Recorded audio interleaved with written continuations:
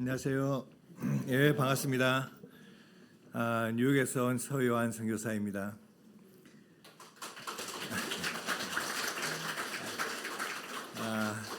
아마 작년 11월에 제가 와서 말씀을 전했던 것 같습니다.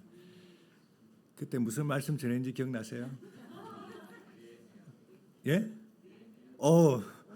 저도 기억이 안 나는데. 대단하십니다. 예, 느헤미야 1장이었죠. 1장이었나? 예.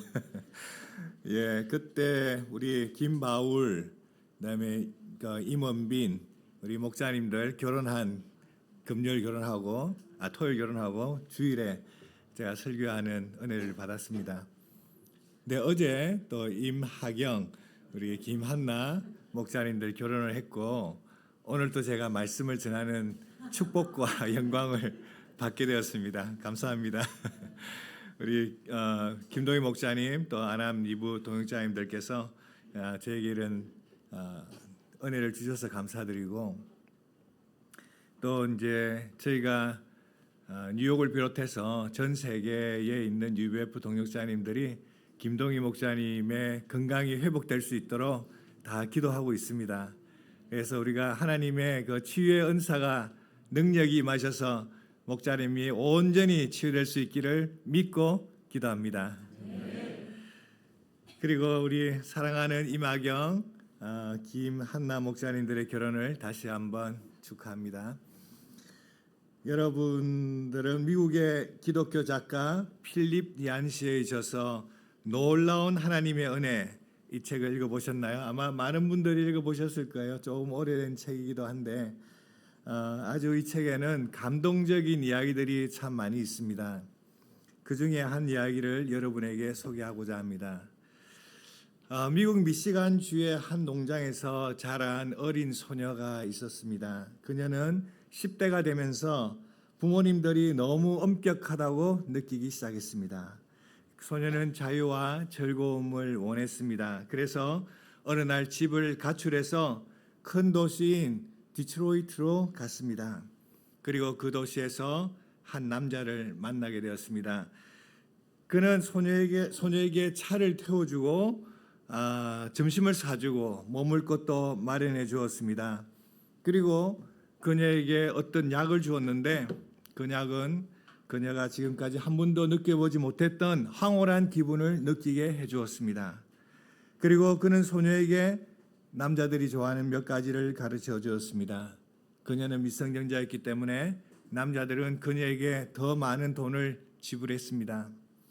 얼마 지나지 않아 소녀는 고급 펜트하우스에서 마음껏 룸서비스를 시켜 먹으며 살게 되었습니다. 하지만 약 1년 정도가 지나자 상황이 달라지기 시작했습니다. 소녀는 기침을 했고 병이 들었습니다. 건강은 점점 나빠졌습니다. 그러자 남자들도 더 이상 그녀를 찾지 않았습니다.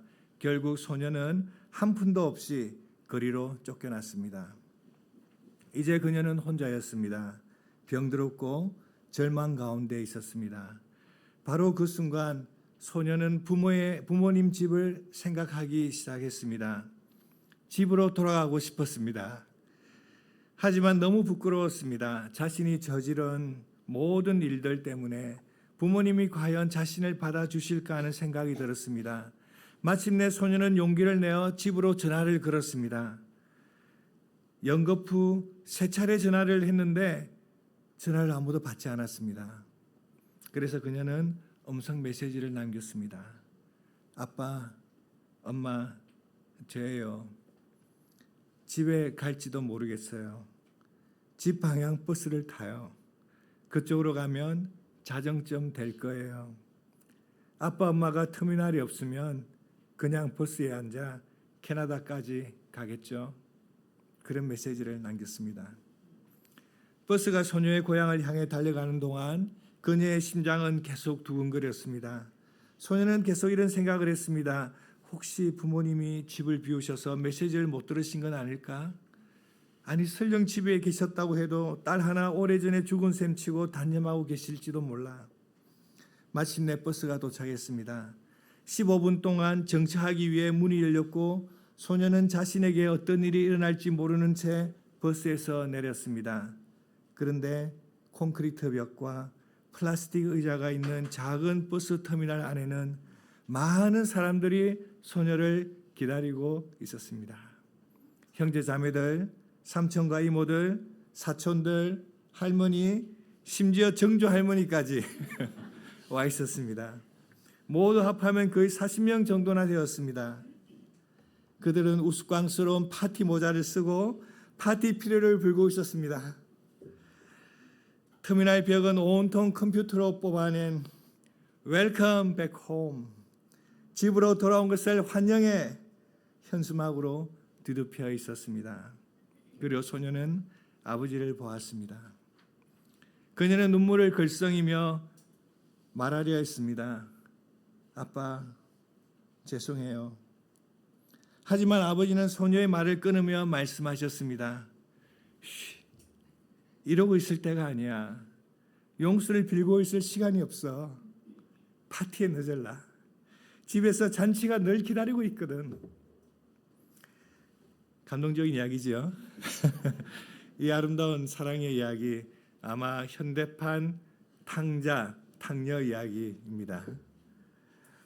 오늘 본문은 아름다운 하나님의 사랑 이야기입니다. 1절은 말합니다. 이스라엘이 어렸을 때에 내가 사랑하여 내 아들을 애굽에서 불러냈거늘. 이 말씀에서 하나님과 이스라엘의 관계가 어떻게 묘사되어 있습니까? 그것은 바로 아버지와 아들의 관계로 묘사되어 있습니다.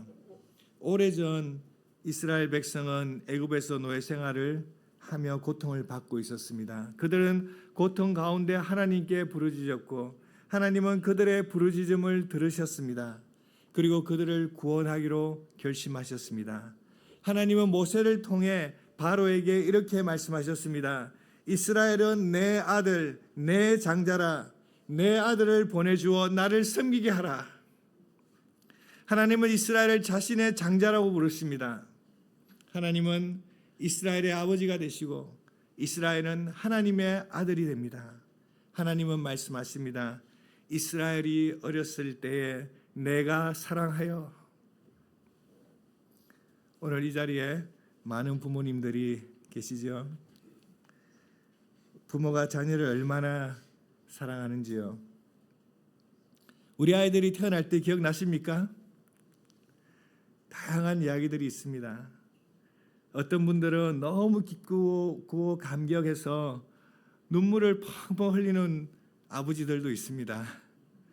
어떤 분들은 마음이 너무 벅차서 그 감정을 어떻게 표현할지 몰라 한동안 멍하니 서 있기도 했습니다. 어떤 분들은 큰 기쁨과 동시에 아이와 가정을 책임져야 한다는 책임감의 무게를 느꼈을 겁니다. 제가 그렇게 느꼈습니다. 어깨가 많이 무거워졌더라고요. 아이들이 어릴 때는 얼마나 사랑스럽고 귀엽습니까? 커서 사랑스럽지 않다는 말은 아닙니다.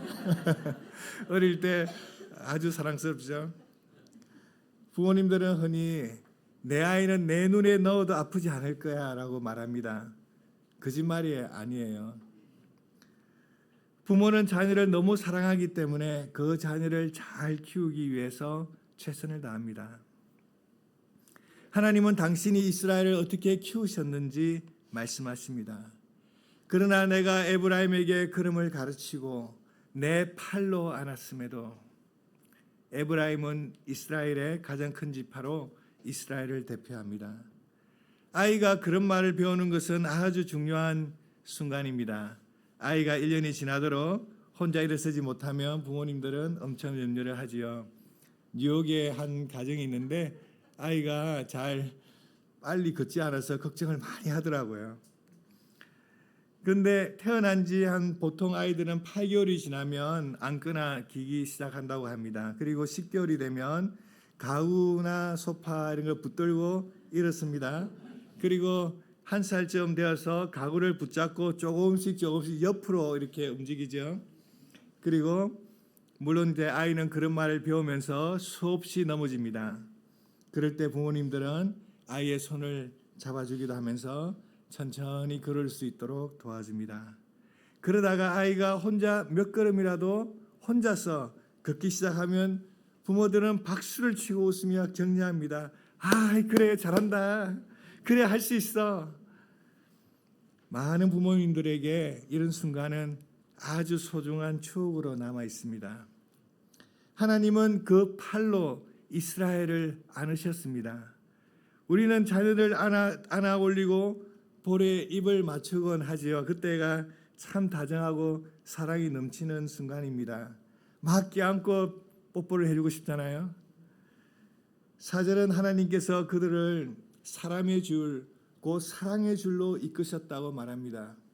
하나님은 그들을 억지로 끌고 가신 것이 아닙니다. 사랑으로 부드럽게 인도하셨습니다. 또 그들 앞에 먹을 것을 두어 놓으라 하십니다. 우리 아이들에게 밥을 먹여봤지요? 여기 아기를 보세요. 여기 안 나오나? 보세요. 아이가 입을 벌리고 맛있게 먹으면서 방긋방긋 웃을 때 그 모습이 참 사랑스럽습니다. 그 순간 부모의 마음은 아이에 대한 사랑으로 가득 차게 됩니다. 부모님들은 자녀가 아플 때에 정성껏 돌봅니다. 병원에 데려가기도 하고 밤새 아이 곁을 지키기도 합니다. 물을 먹이고 약을 먹이고 이불을 덮어주며 필요한 것들을 돌봐줍니다. 이것이 바로 본문에서 말하는 하나님의 사랑의 모습입니다. 하나님은 어린아이를 돌보는 부모의 따뜻한 사랑으로 우리를 돌보셨습니다. 이 말씀을 준비하면서 저는 제 아이들과의 추억이 담긴 사진들을 한번 찾아봤습니다. 그런데 함께 찍은 사진들이 그렇게 많지 않다는 것을 발견했습니다. 사실 제 아들 사무엘과 딸 안나는 둘 다 베네수엘라에서 태어났습니다. 그들이 자라던 시절에 저희 부부는 너무 바빴습니다. 저는 낮에는 가정을 부양하기 위해 사업을 하느라 열심히 일했고 저녁에는 대부분의 시간을 교회에서 하나님의 역사를 섬겼습니다. 집에 돌아오면 아이들은 이미 잠들어 있었습니다. 그리고 새벽이 되면 또 다시 새벽 기도하러 밖으로 나가곤 했습니다. 그러다 보니 아이들과 함께 지내는 시간이 없어서 함께 만든 추억도 많지 않은 것을 알게 되었습니다.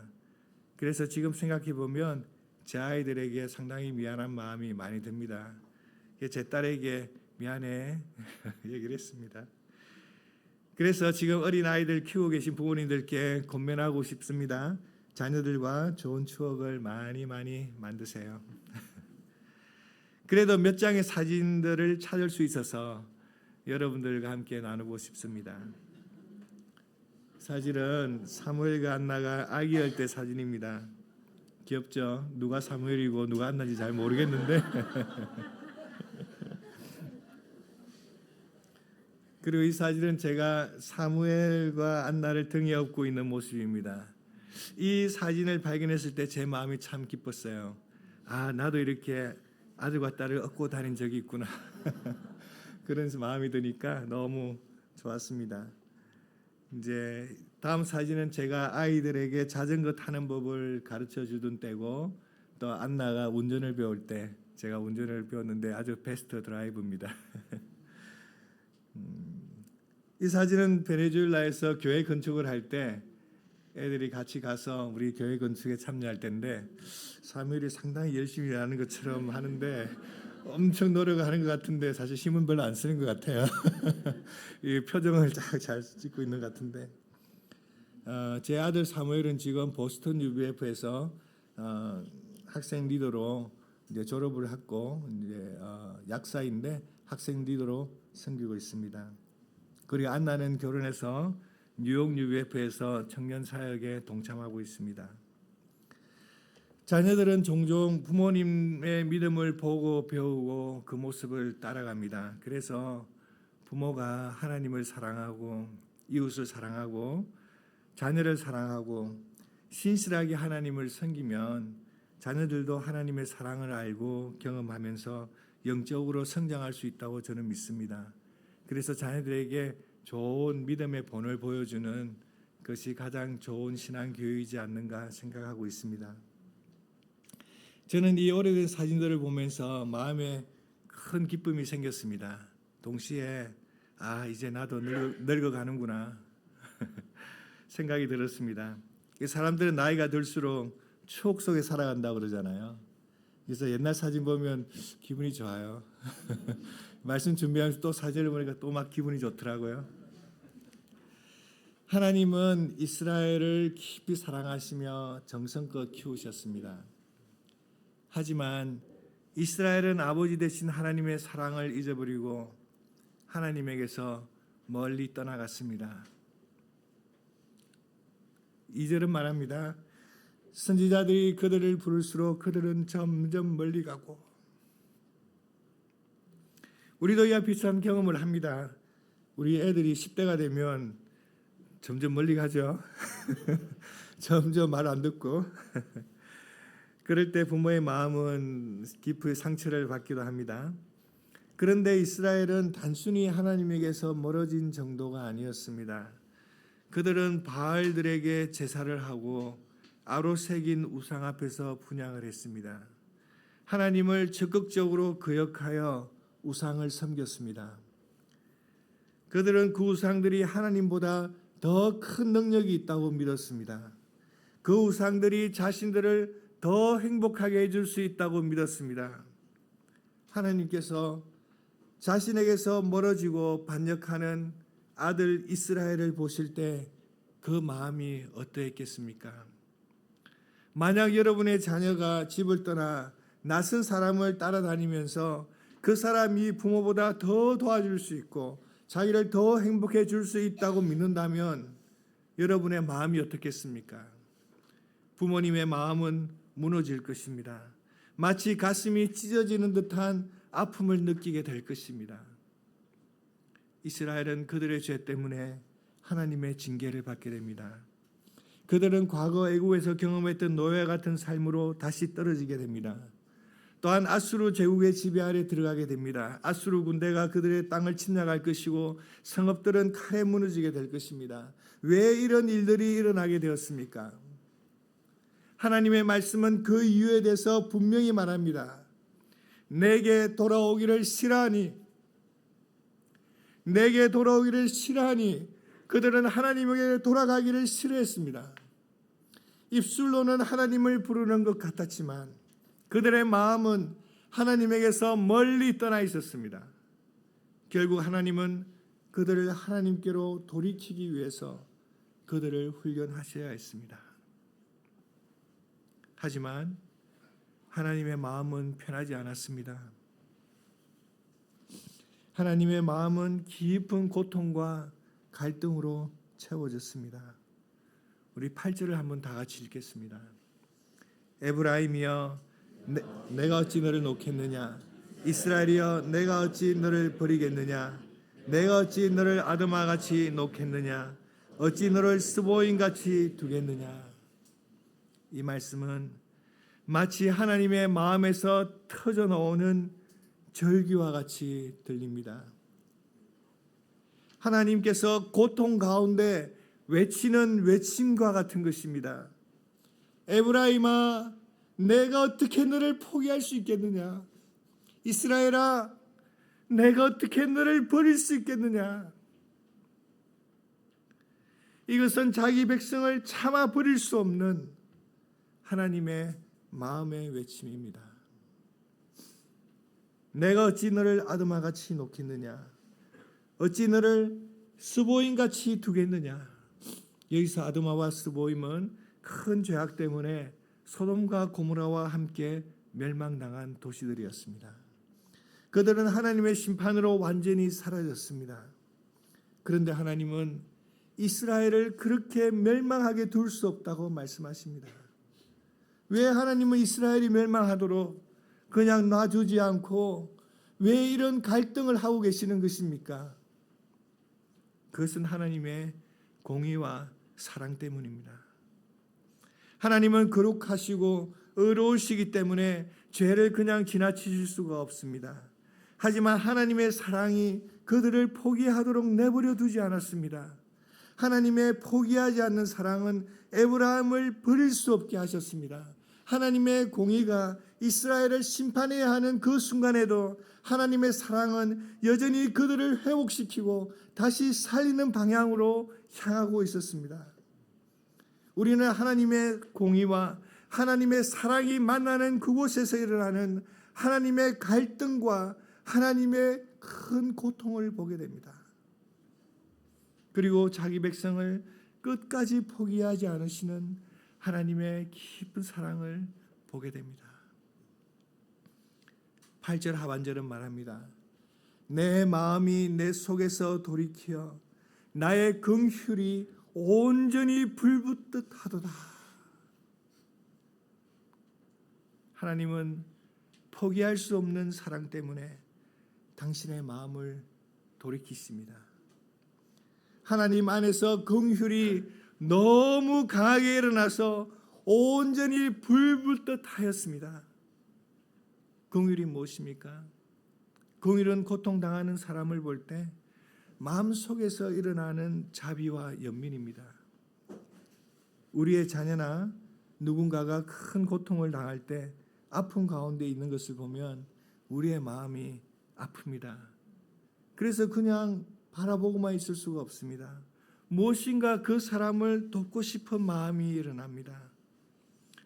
제 딸 아나가 초등학교 때 사슬 체육관에서 철봉을 했는데 내려오다가 팔이 크게 찢어졌습니다.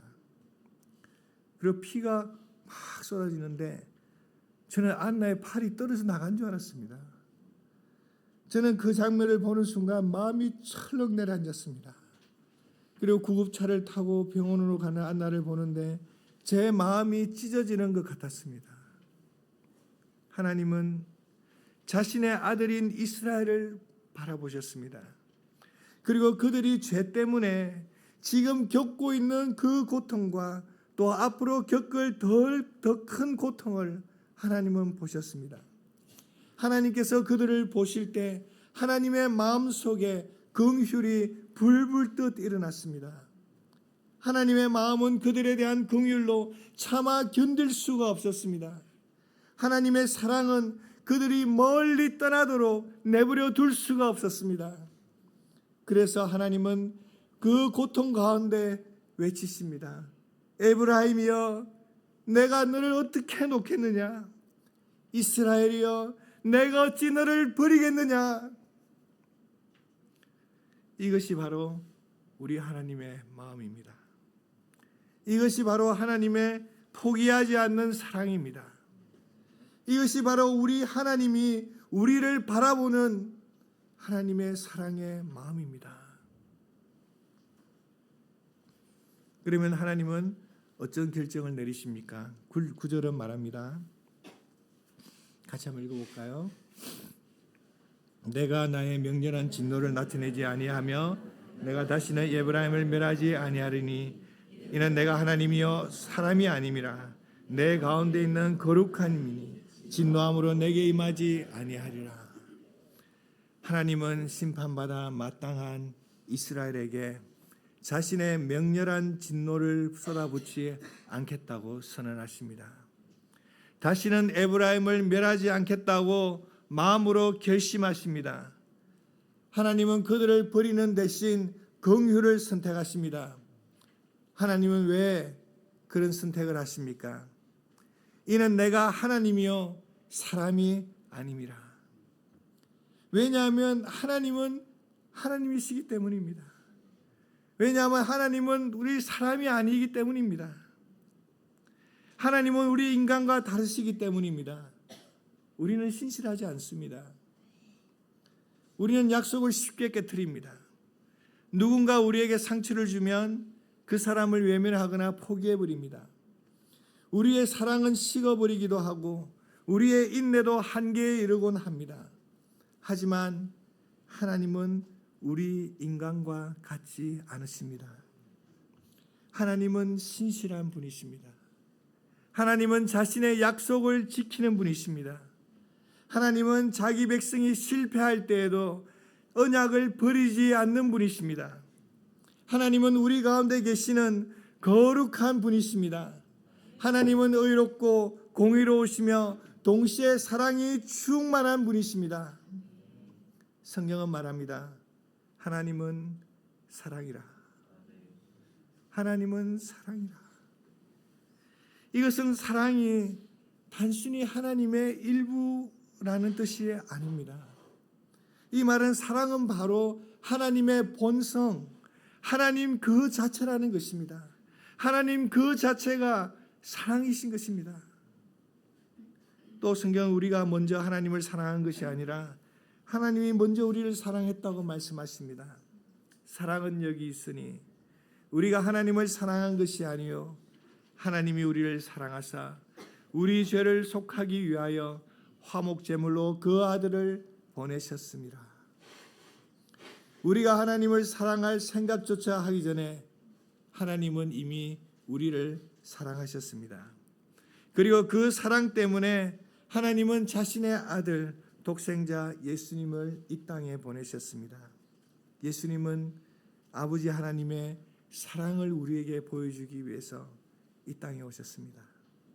예수님은 이 땅에서 사시는 동안 하나님의 사랑이 어떤 것인지 우리 인간들에게 보여주셨습니다.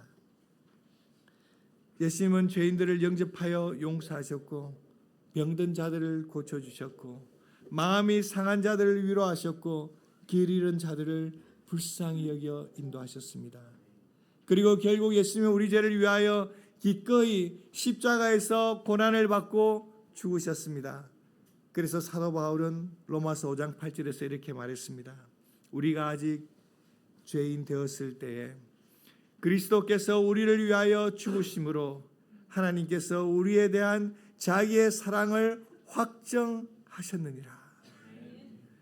예수님께서 죽으심으로 이제 하나님의 사랑은 확정되었습니다. 우리는 더 이상 하나님의 사랑을 의심해서는 안 됩니다. 어떤 경우라도 독생자를 보내주셨기 때문에 그리고 독생자가 우리를 위하여 죽으셨기 때문에 이제 하나님의 사랑은 더 의심할 수 없는 완전한 것이 되었습니다. 그래서 우리는 그 사랑을 확신해야 합니다. 이것이 바로 하나님에게서 멀리 떠난 우리를 끝까지 찾아오시는 하나님의 사랑입니다. 우리를 결코 포기하지 않으시는 하나님의 사랑입니다. 그러므로 우리는 이 하나님의 사랑을 잘 기억해야 합니다. 하나님이 우리를 어떻게 구원하셔서 당신의 딸들과 아들들로 삼으시고 우리를 사랑했는지 잘 기억하셔야 합니다. 항상 내가 이전에 어떤 삶을 살았고 그 고통 가운데 어떻게 하나님께 부르짖었고 그 고통 가운데 죽어가고 있을 때 하나님이 어떻게 나를 건져내셔서 나를 구원하셨는가, 그 구원의 은혜를 우리는 항상 기억하고 있어야 합니다. 하나님께서 우리를 어떻게 키우셨고 우리를 어떻게 보살피셨고 우리를 어떻게 먹이셨고 그래서 지금 잘 있잖아요. 살도 쪄고 이 하나님께서 주신 이 사랑들, 병을 고쳐주셨고 현재까지 인도하여 주셨고 이 모든 것들을 우리는 잘 기억해야 합니다. 그리고 하나님께서 우리에게 주신 훈련들을 잘 기억하고 겸손히 하나님만을 사랑하고 의지하고 신뢰하면서 살아가야 합니다. 현재 우리가 영적으로 어떤 상태에 있는지, 하나님만을 섬기고 있는지 아니면 이 세상의 부와 성공을 섬기고 있는지 우리는 자신을 잘 점검하는 것이 필요합니다. 이스라엘 백성들은 하나님을 섬긴다고 했습니다. 말은 하나님을 섬긴다고 했지만 그들의 마음은 우상에 있었습니다. 그들의 마음은 돈에 있었고 그들의 마음은 세상의 쾌락에 있었습니다. 그래서 그들은 하나님과 우상을 섞었습니다. 우리는 그걸 혼합주의라고 부르죠. 우리는 그런 혼합주의에 빠져 있지 않은가? 하나님을 섬긴다고 하면서도 우리 마음은 다른 곳에 있지 않은가? 이 세상의 성공을 위해서, 돈을 벌기 위해서 하나님보다 그 것들을 더 쫓아가고 있지 않은가? 우리의 마음에 누가 우선권을 가지고 있는가? 이런 것들을 우리는 돌아보아야 합니다. 현재 우리가 경제적으로 풍요하고 안정된 시기에 있다면 우리의 마음이 혹 부유해져서 하나님보다 이 세상의 것들을 더 사랑하고 있는 것은 아닌지 우리 자신을 점검해야 합니다. 그리고 우리가 현재 우리 마음이 하나님을 떠나 있다면 지금이 바로 하나님께로 돌아가야 할 때입니다. 저는 이 말씀을 묵상하면서 하나님께서 제게 주신 사랑과 훈련에 대해서 묵상해 보았습니다. 저는 하나님께로부터 정말 큰 축복을 받은 사람입니다. 저보다 큰 축복을 받았다 생각하시는 분 손 들어보세요. 저는 자신 있게 말할 수 있습니다. 제가 제일 축복을 많이 받은 사람이라고. 동시에 저는 크고 작은 훈련들을 받았습니다. 그 중에서 가장 큰 훈련은 아무래도 베네수엘라에서 납치당한 사건입니다. 아마 제가 또 여기서 간증을 했고 아시는 분들 계실 것입니다. 베네수엘라에서 17년 동안 선교를 하면서 고생을 많이 했지만 하나님의 축복도 많이 받았습니다. 선교 사역에서 많은 베네수엘라 젊은 대학생들이 저희 가정을 통해서 예수님을 영접하고 제자로 성장하는 그런 축복을 받았습니다. 베네수엘라 UF 현지 리더들이 그들이 열심히 하나님 역사를 섬기니까 저는 많이 편해졌습니다. 그리고 경제적으로는 사업을 했는데 7년 동안 실패를 한 뒤에 크게 성공을 했습니다. 대박이 났습니다. 그래서 우리는 큰 집을 사서 이사를 했습니다. 저는 교회에서 리더로서 목자들에게 현지인들의 인정받는 아주 성공적인 선교사 생활을 하고 있었고 세상에서도 사업에 성공해서 인정받는 그런 삶을 살았습니다. 그때 제 마음이 부유해졌습니다. 하나님을 멀리하게 되고 이 세상의 즐거움을 찾게 되었습니다. 하나님의 선교에 대한 비전을 읽고 그냥 이렇게 살면 되지, 이대로가 좋은데 이렇게 살면 되지, 그렇게 생각을 했습니다. 그러자 하나님께서 저에게 훈련을 주셨는데 아주 혹독한 훈련을 주셨습니다. 2011년에 어느 주일 밤에 집에 가는데 한 차가 제 차를 이렇게 딱 가로막고 4명이 총을 들고 들어왔습니다. 제가 문을 열고 2명이 앞에 타고 2명이 뒤에 타고 저를 중간 뒤로 밀어붙였습니다. 제가 뒤에 중간 자리에 앉고, 그래서 제 눈을 가리고 협박을 이제 하기 시작했습니다. 눈을 가리니까 안 보이잖아요. 하는 얘기가 칼 가져와, 칼 가져와, 손가락 잘라버려, 이런 얘기를 해요. 겁을 막 주려고 이제, 그리고 이제 권총을 제 머리에 대고 목숨이 중요해, 돈이 중요해, 뭐 그런 질문을 합니다. 그 질문은 제가 성경을 가르칠 때 하는 질문인데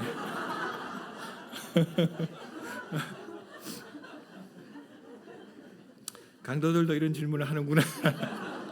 새삼 놀라게 됐습니다. 그리고 이제 제 목숨이 이 파리 목숨처럼 한순간에 날아갈 수 있다는 생각이 들었습니다. 그래서 저는 하나님께 간절히 기도했습니다. 마음속으로 기도했습니다. 하나님, 저를 살려주시면 제가 이제 하나님만을 온전히 섬기겠습니다. 그것이 제 기도 제목이었습니다. 하나님은 그때 제 마음에 평안을 주셨고 저는 납치범들과 대화를 아주 잘했습니다. 아주 침착하게. 그래서 그들은 제가 마음에 든다고 했습니다. 제가 선교사로 왔다고 그러니까 자기들도 교회 간다고 고백을 했습니다. 그리고 자기들 우리는 나쁜 사람이 아닌데 우리 직업이라 어쩔 수 없다, 이해를 해달라. 그래서 뭐 열심히 직업 전선에서 열심히 일하니까 제가 할 말은 없고, 뭐 여러 가지 얘기가 많은데 제가 다 줄이고, 그래서 이제 우리 아내도 많이 이제 놀랬는데 돈을 이제 뭐 그들이 원하는 돈보다 훨씬 적은 돈을 주고 이제 풀어놨습니다. 저한테 전혀 손을 대지 않았고, 이후 저는 베네수엘라 역사를 현지 목자들에게 넘기고 2023년에 미국으로 LA로 갔습니다. 거기서 신학을 공부하고 그리고 사업을 그만두고 이제 풀타임으로 하나님만을 온전히 섬기고자 결단한 대로, 마음에 기도한 대로 그런 삶을 살고 있습니다. 제 생명을 보존하신 하나님을 찬양합니다. 사실 하나님은 벌써 오래전에 저를 포기할 수 있었습니다.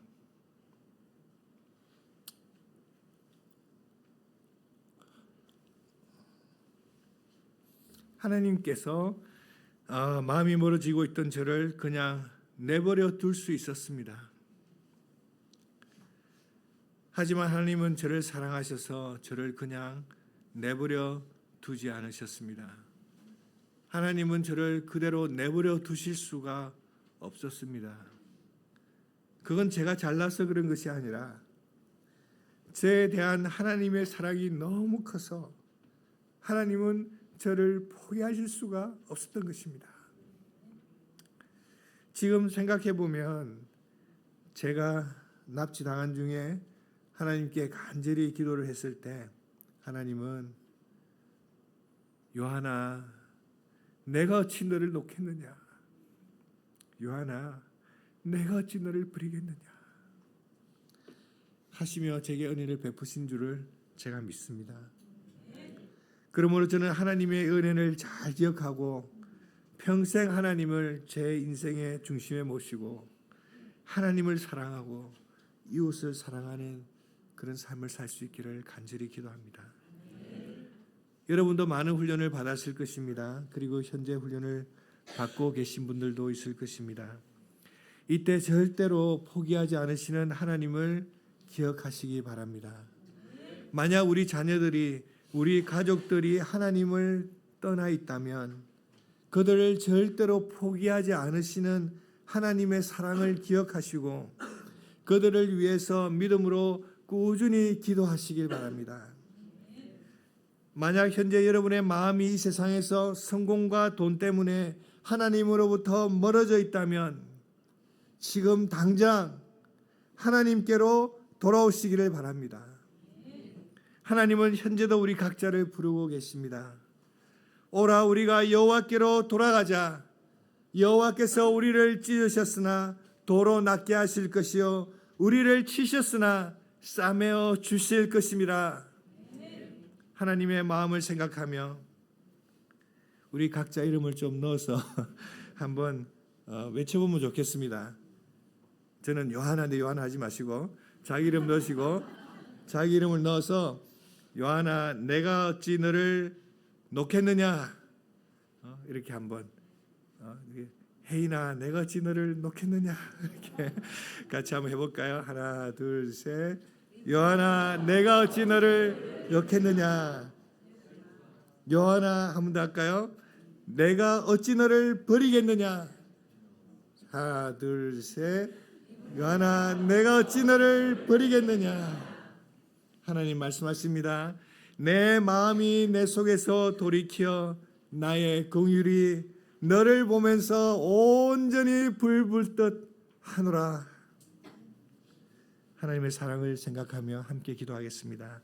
하나님 아버지, 하나님의 놀라우신 사랑에 큰 감사를 드립니다. 우리는 죄악되어서 하나님을 버리고 하나님께로 점점 멀리 가고 우리 마음은 하나님보다 이 세상의 것들을 마음 중간에 두고 하나님을 슬프게 하지만 하나님께서는 우리를 너무너무 사랑하셔서 우리를 도저히 포기하실 수가 없고 우리를 다시 불러주시는 그 사랑으로 인해서 감사드립니다. 하나님 아버지, 저희들이 하나님의 이 사랑을 기억하게 하여 주시고 하나님의 사랑을 회복하게 도와주시옵소서. 하나님께로 돌아가게 하여 주시옵소서. 그래서 저희가 주님과 함께 정말 행복한 삶을 살고 하나님을 사랑하며 이웃을 사랑하며 하나님께서 기뻐하시는 삶을 살 수 있도록 도와주십시오. 예수 그리스도 이름으로 기도하였습니다.